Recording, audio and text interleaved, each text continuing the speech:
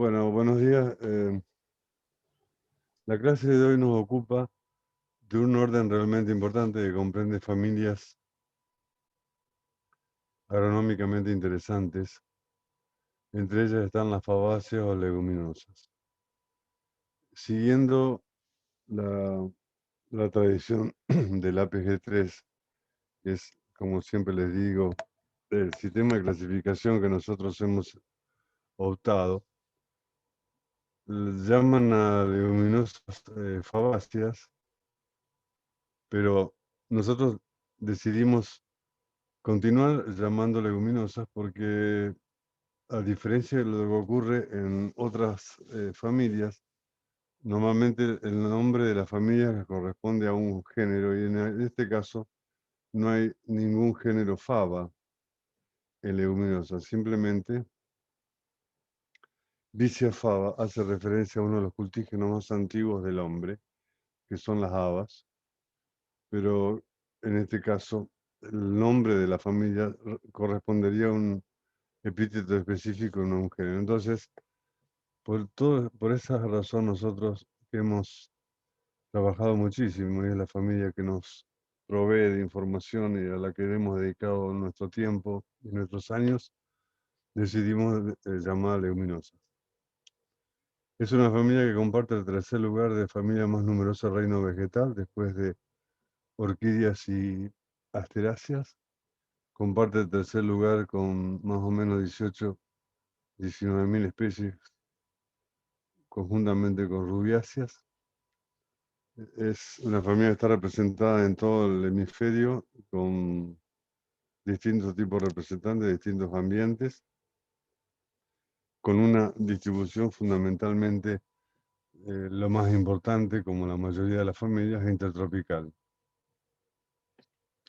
En este esquema se sintetizan cuáles son los caracteres fundamentales para separar a leguminosas del resto de familias, no solamente en favales, sino también en el resto de las taxonómicas de las restantes que corresponden a familias superiores, ese clado.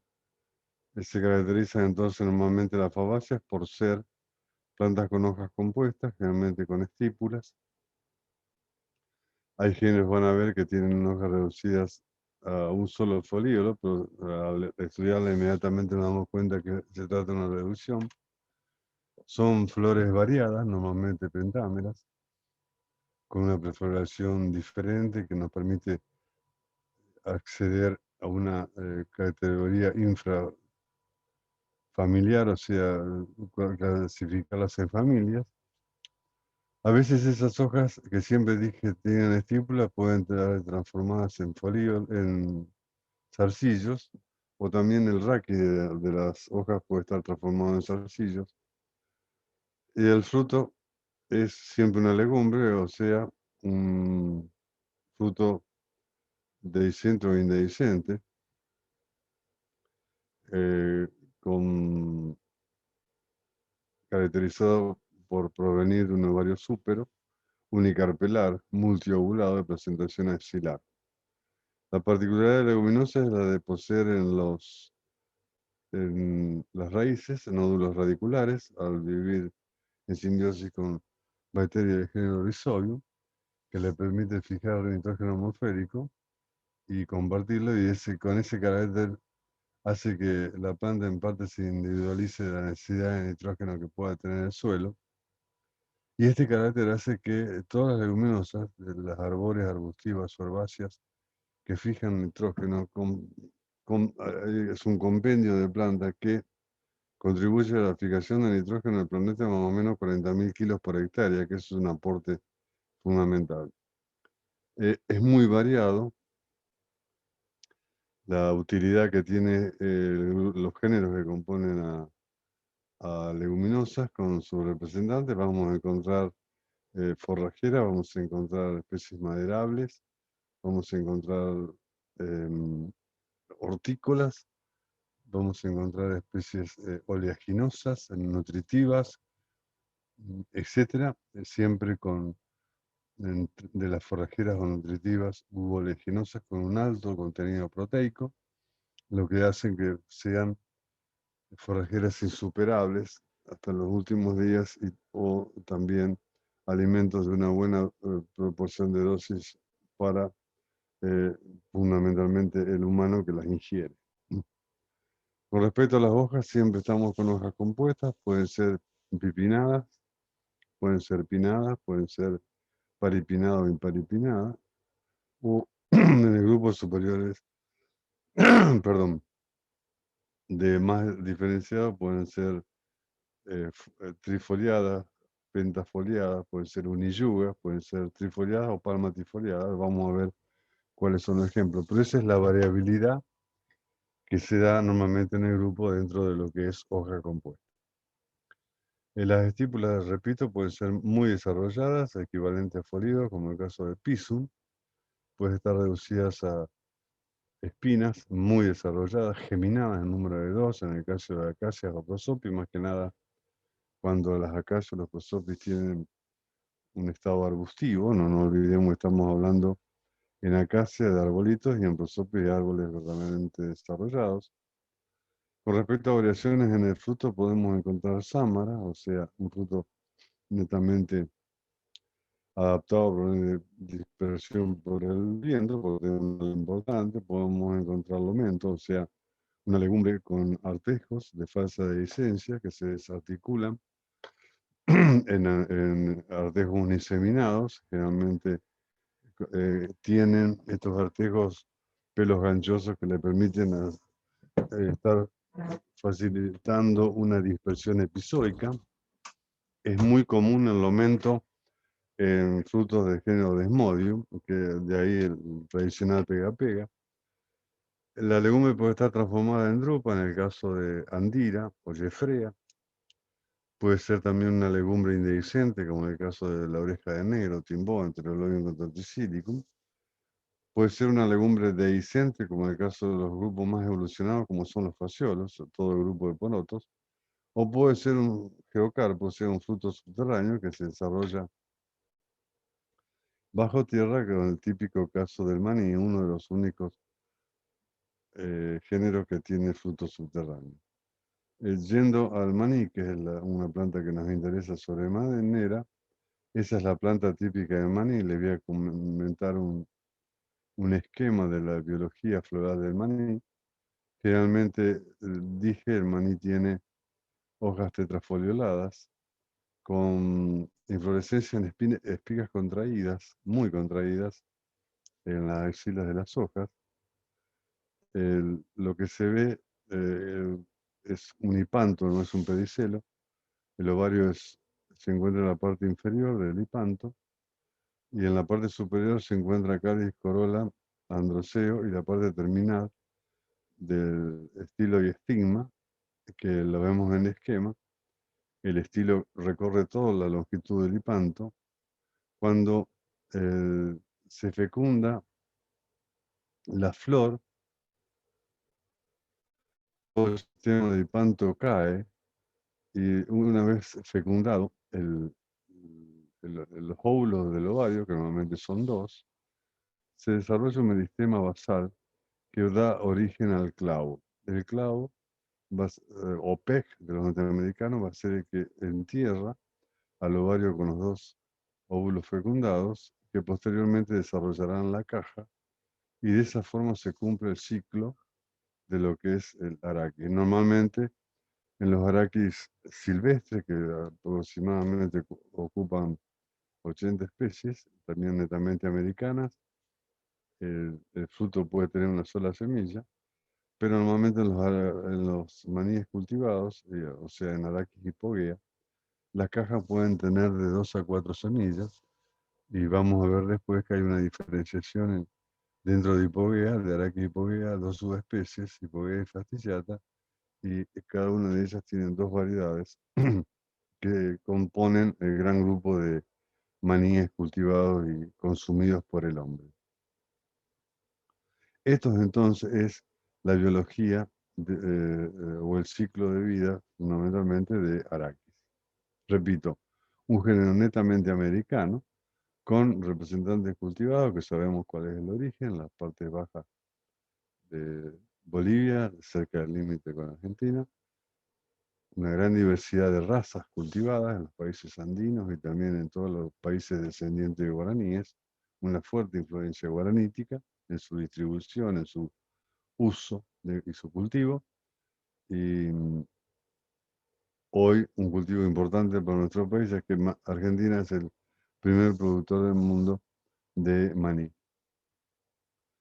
Yendo a los tipos de portes que pueden tener las leguminosas, tenemos arbóreas inermes como Delón y el chivato, arbóreas espinosas como muchas acacias y también gleditzias, como son los aromitos y la espina corona, arbustos espinosos como muchas especies de mimosa, con también lomentos de falsa dehiscencia, hierbas que constituyen un grupo de forrajeras muy importantes e insuperadas, como dije, desde la alfalfa, medicago sativa, hasta los tréboles, Trifolium, medicago, medilotus. Hay veces son lianas con ramas apoyantes, como algunas acacias, como acacia tucumanense. Otras veces son trepadoras, como especies de Quetocali. Y en algunos casos tienen zarcillos, como por ejemplo en Vicia, que es una forrajera invernal importante, con representante nativo y también con representante introducido como cultivado. Y también especies de Pisum, Lens, Cicer, etcétera, o sea, la arveja, la lenteja, el garbanzo. Dada lo numeroso y variado que tiene esta familia, dije que había unas clasificaciones de subfamilias. Ellas son Cesarpinoidea, Mimosoides y Papilionoidea. Las Cesarpinoideas son las más primitivas, se caracterizan por tener una perforación imbricada ascendente, generalmente con flores pentámeras, normalmente con 10 estambres, puede haber grupo, puede haber reducciones estaminoides, hay una predominancia dentro de Cesarpinoidea de flores amarillas, muy vistosas.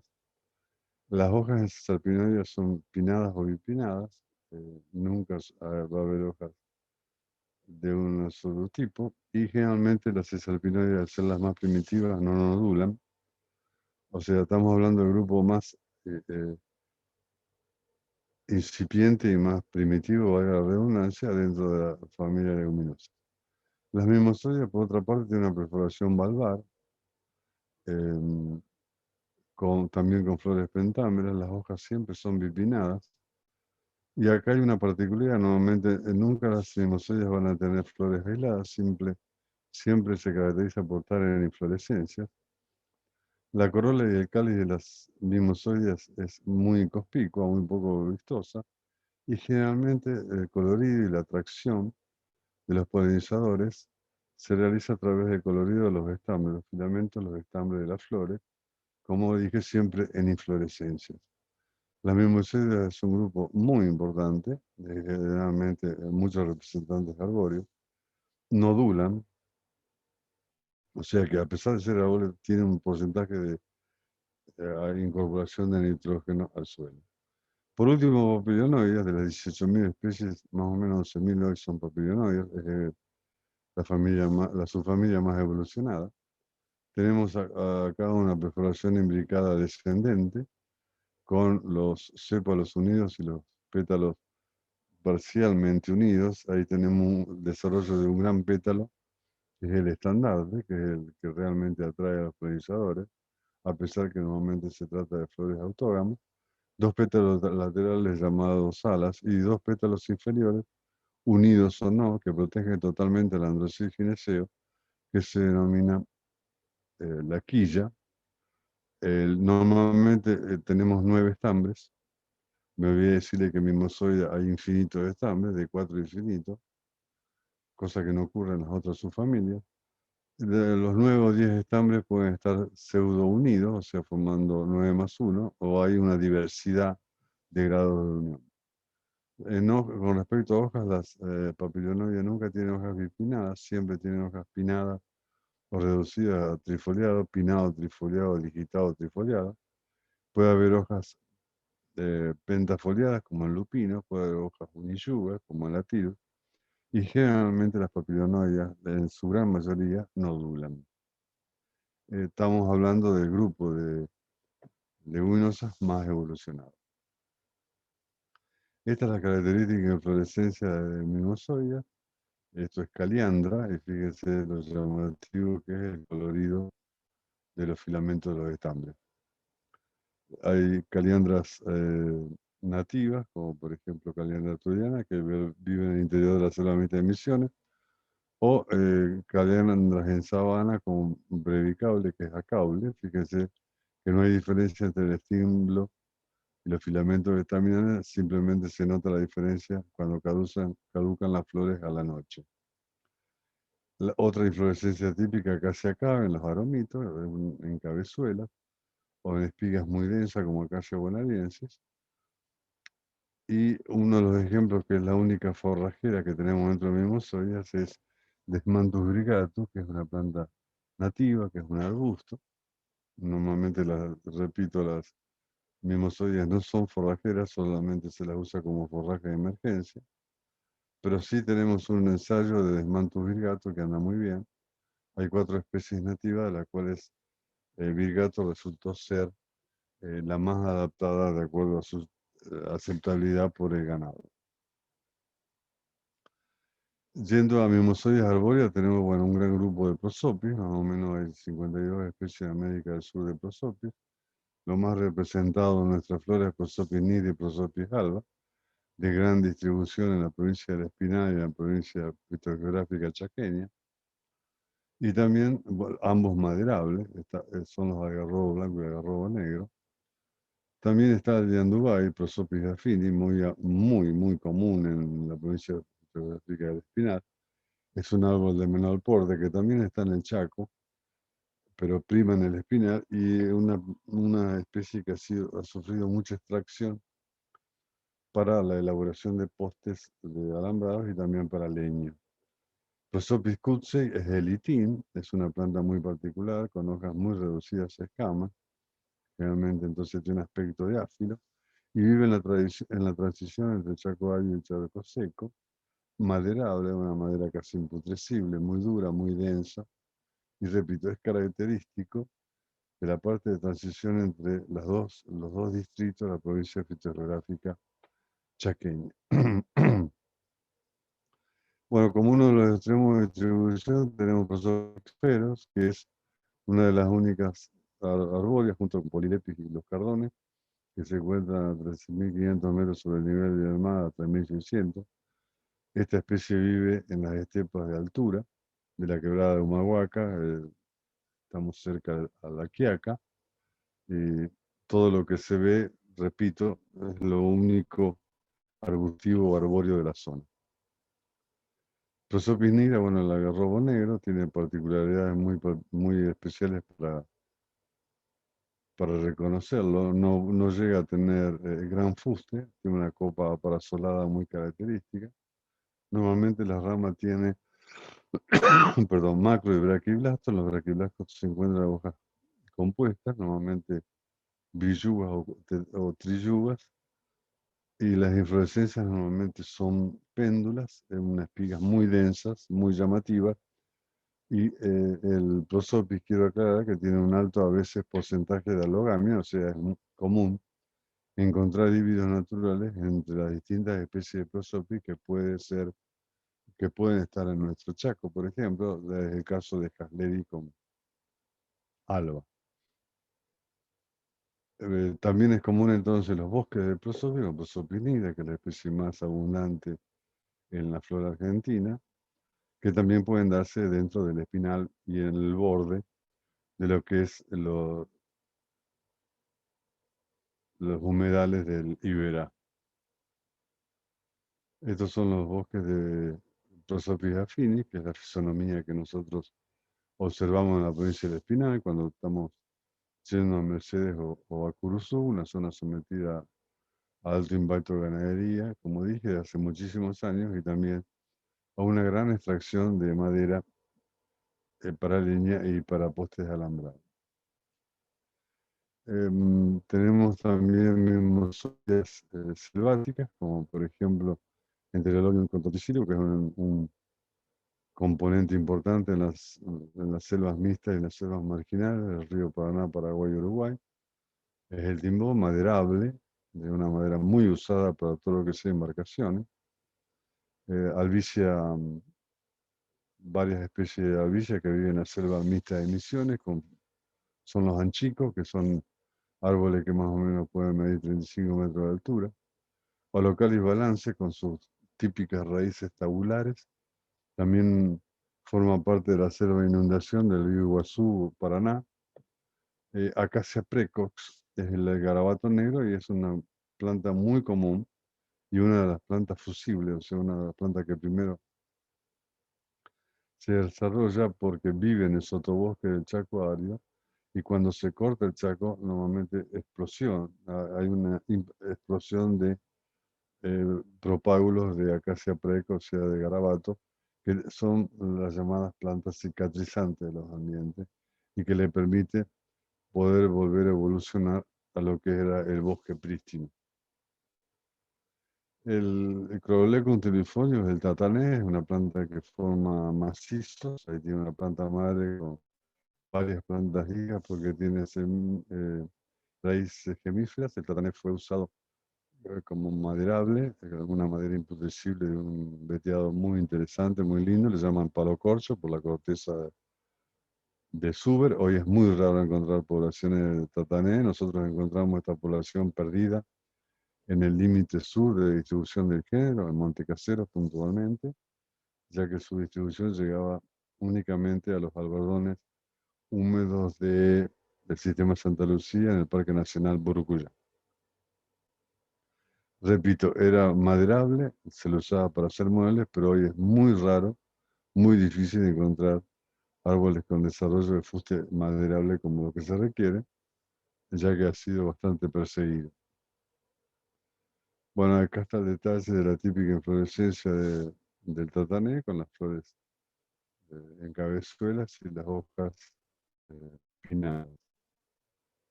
Bueno, esta es una de las mimosillas que tienen hojas compuestas y uno tiene hojas bipinnadas, son los inga. Hay 4 especies, entre ellos ingaverna, que se encuentra en las selvas de inundación del río Paraná y Paraguay. Y el fruto es una legumbre bacoide, muy comida por los peces. Es el alimento predilecto del pacú. El detalle de la inflorescencia de Inga, con siempre los estambres muy numerosos y con los filamentos coloridos. En Cesarpinoida no tenemos Cesarpinoida normalmente forrajeras, hay algunas que usan como ornamentales. Tenemos en el centro Cesarpinia paraguayense, una muy buena madera de Guayacán, que llega como, entra en una cuña en Corrientes, viene del Chaco húmedo.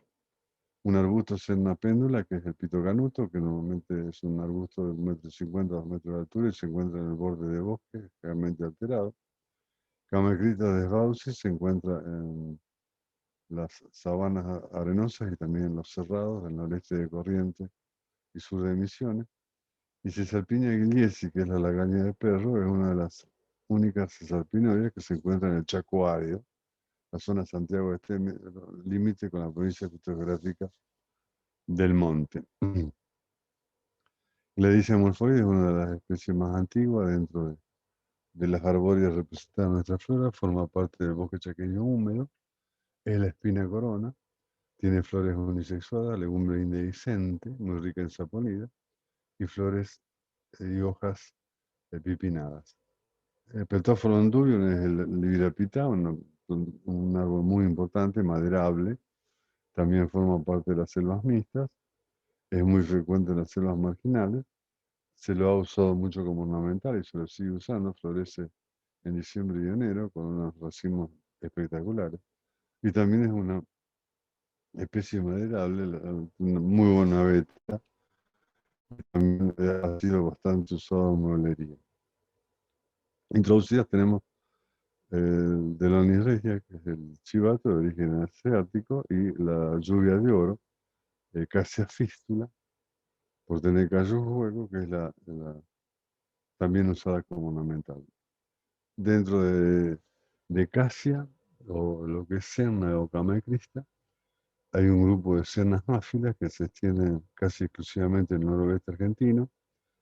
Son áfilas, una sección de serna, como por ejemplo Serna chacuesi, que muestro para llamar la atención, pero no son ni ramoneables. Bueno, Cercidium, Cercis, es también una cisalpinoidea muy primitiva y aparentemente sería uno de los géneros que sirven de lazo de conexión entre cisalpinoidea y papilionoidea, ya que las hojas tienen características intermedias de ambas subfamilias. No vive, es europeo, vive en el hemisferio norte, puede ser cultivado como rareza en nuestra zona. Dentro de papilionoides arbóreas tenemos ceibos, hay 4 especies de ceibos, 3 especies de ceibo, Eritina facata, que dice el ceibo de Jujuy, que es selvático, también vive en Misiones, Eritina cristagaria, el ceibo, nuestra flor nacional, que normalmente forma bosquecillos en zonas inundables, con un tipo de ambiente muy particular, árboles de poco porte, y Eritina dominguesi, que es el ceibo rosado, que forma parte de los árboles que integran el Chaco húmedo, muy vistoso. Florece generalmente a fines de invierno, en eh, septiembre, agosto, y repito, muy vistoso. Dentro de la pilonería tenemos árboles importantes también, como por ejemplo la tipuanatipu, la tipa, que es oriunda del noroeste, donde forma comunidades interesantes en yungas, y ha sido introducida en toda nuestra zona como ornamental. Mirocarpus frondoso, el incienso, también es muy importante, es maderable, es una madera muy buscada y quedan bastante pocos representantes con fuste importante en la selva mixta de Misiones. Yendo a papillonoides forrajeras, tenemos forrajeras nativas, como son, nosotros en Argentina viven 21 especies de desmodio. El que más llamó la atención fue Desmodium cuneatus, que ha sido ensayado por Mutinelli en la Estación Experimental de Loreto, y nosotros no le damos mucho artículo, pero sí Brasil lo toma como forrajera, y es lo que los brasileños llaman mermelada de caballo, Desmodium cuneatum, muy importante, le gusta mucho el suelo modificado. Sonia contorta, que vive hasta los 1400 metros sobre el nivel del mar, es un forraje de emergencia. Discolobium psorialifolium, que es hasta el ciervo, una especie muy común en los bañados de nuestra zona, ensayado como por don Augusto Ayul.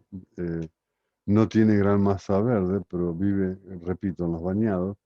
Es casi un barreno natural por el sistema pseudocidolopodista que tiene de los tallos, que pueden llegar a 60 centímetros de longitud, lo que hace que pueda romper la capa de suelo que impide la percolación vertical del agua, por eso el bañado. Quetocalis longiflora, que fue ensayado en manejos silvopastoriles, en Misiones, vive normalmente en el interior de bosque o selva.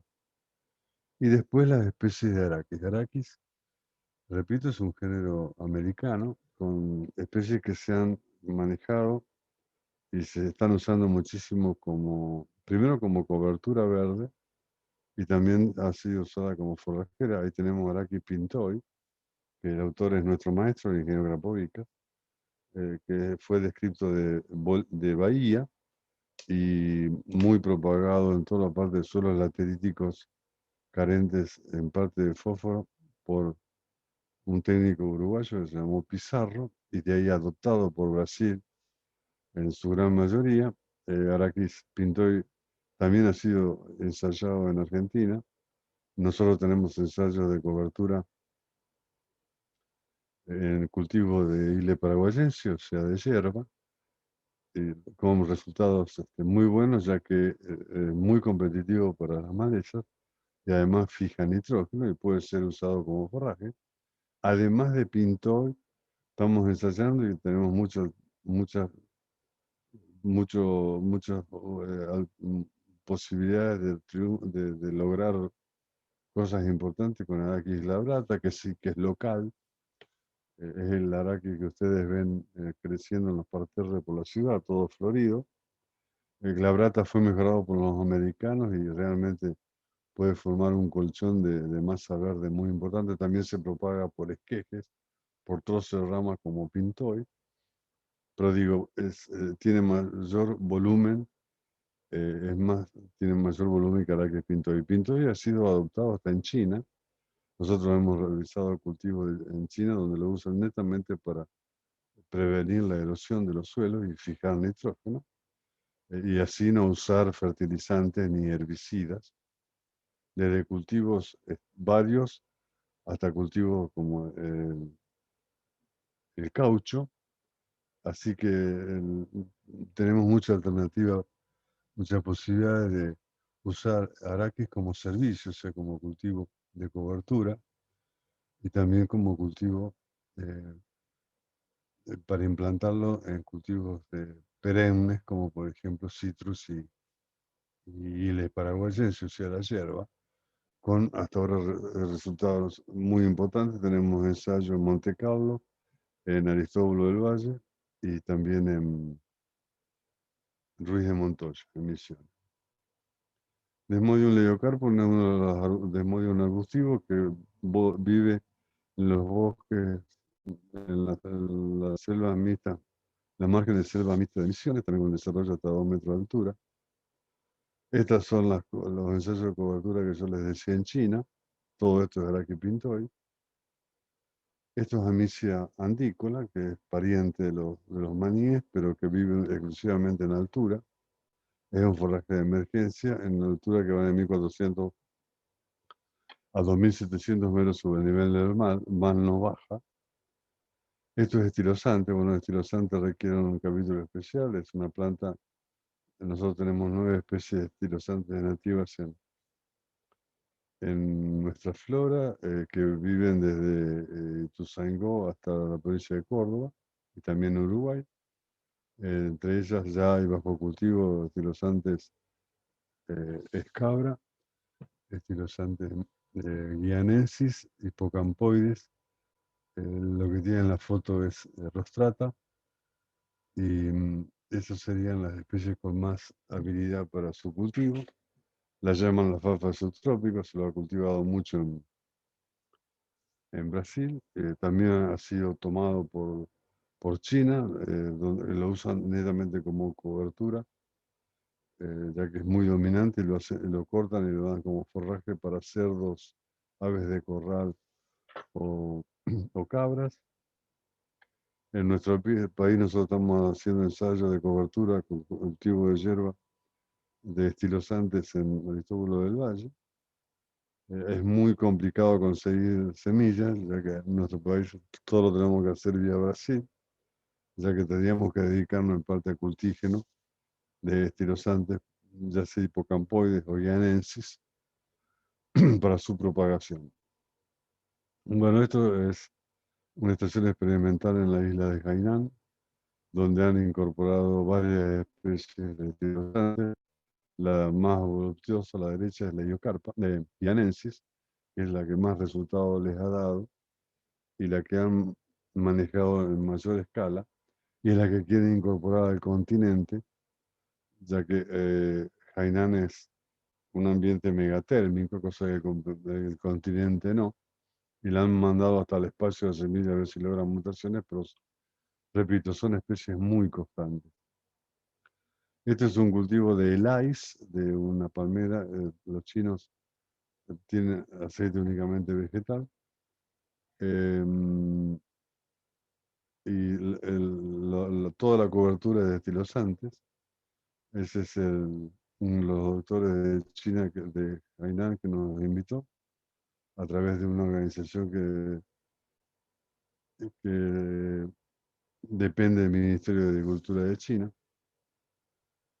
Jules de Graaf es un especialista alemán en forrajeras de la Universidad de Stuttgart, que fue el puente por el cual nos invitaron a visitar junto con Ingeniera López todo lo que es lo que están haciendo en Estilosante, porque ellos quieren hacer un libro ahora en inglés, antes lo habían hecho en chino, ya dado el auge que tiene el Estilosante en esa zona.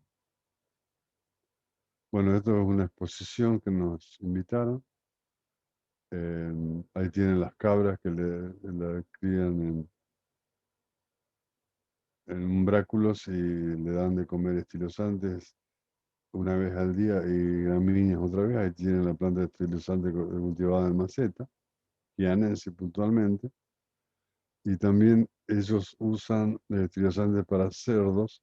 Ahí se ve una parte, tiene una raza de cerdo poco conocida, nada que ver con las razas que nosotros creamos, son muy petizos, retacones. Dentro de las leguminosas introducidas, por una parte, la reina de las forrajeras, una forrajera insuperada hasta el momento, como medicado sativa, la alfalfa, que viene de la península arábica y cultivada hace muchísimos años en nuestro país para invernada o también todo lo que sea la parte láctea. Trifolium repens, que es el trébol blanco, naturalizado en Pampa húmeda. Melilotus albus, que es el trébol de olor blanco, introducido a Chaco para mejorar el suelo y después se lo adopta como forrajera. Vicia sativa, que es una forrajera invernal, que se la ha utilizado como forrajera junto con cereales, centeno, pero también se la ha utilizado como cobertura, como abono verde, en cultivos de té, como Vicia bengalensis.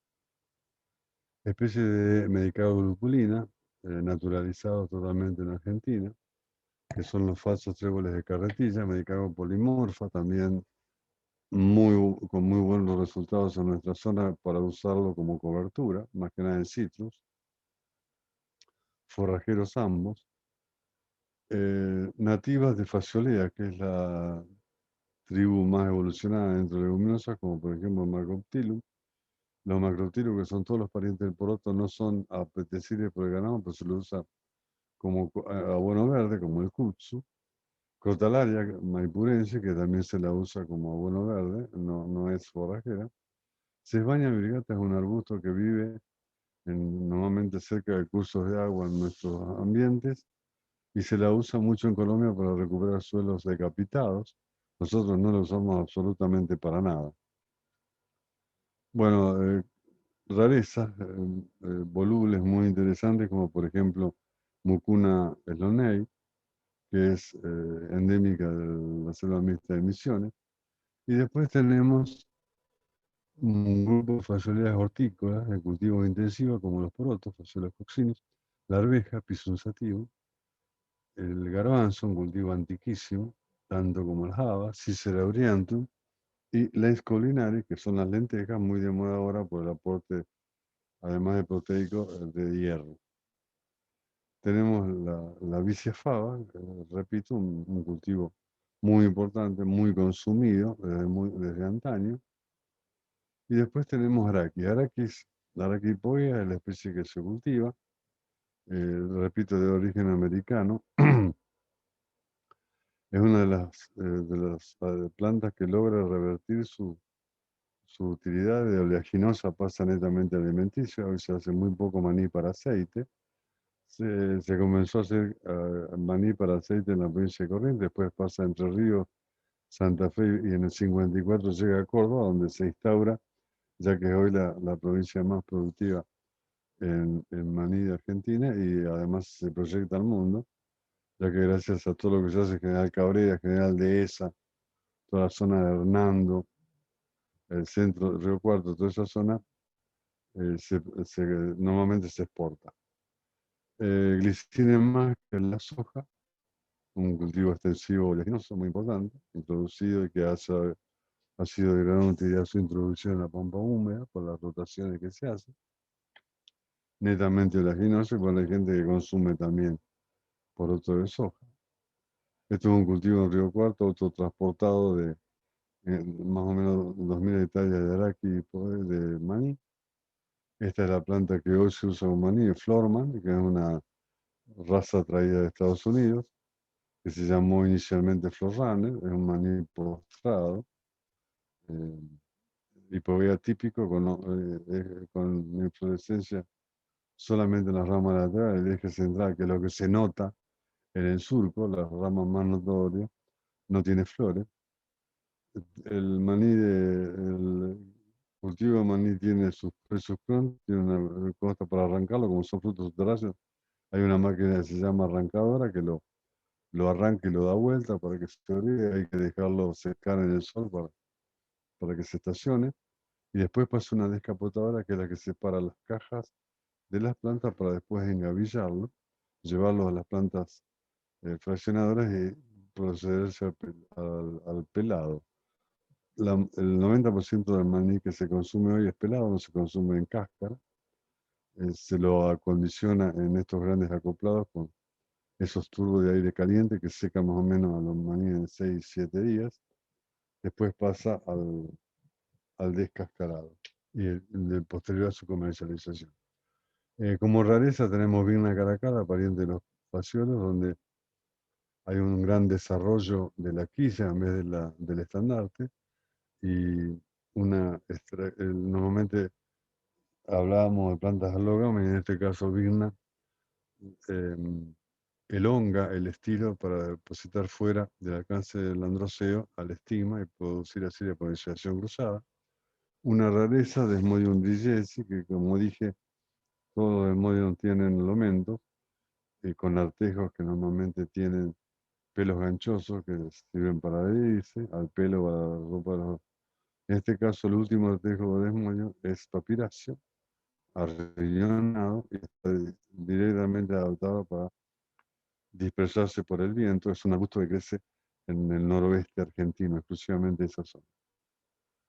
Bueno, Cumeronia striata es algo que apareció nuevo en la flora argentina, la describí hace unos años, y ahí viene como mezcla de semillas de gramíneas que han sido incorporadas como forrajeras. No sabemos si es palatable o no.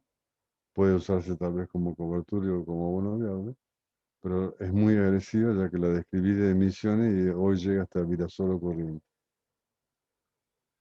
Yendo a las otras familias de fabayas, tenemos quillajas, que son los palos jabones, quillaja brasileña y quillaja saponaria.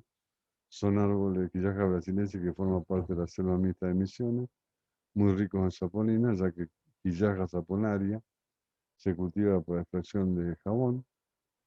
Y otra del orden favales son las poligaláceas, que en un momento estuvieron muy cerca de las leguminosas por su estructura floral, pero nada que ver. Eh, Se ve claramente que la estructura de quillas y alas son totalmente distintas a las papilionoides. Hoy están separadas, dije perfectamente, y hay poligalas como mirtifolia que se usan como ornamental. Bueno, esto es todo lo de favales que tenía para comentarles. Pueden estudiar y releer esto en Leguminosas silvestres cultivadas de don Arturo Burca, que fue nuestro referente sudamericano. Y cualquier cosa, bueno, estamos a las órdenes para cualquier consulta. Muchísimas gracias.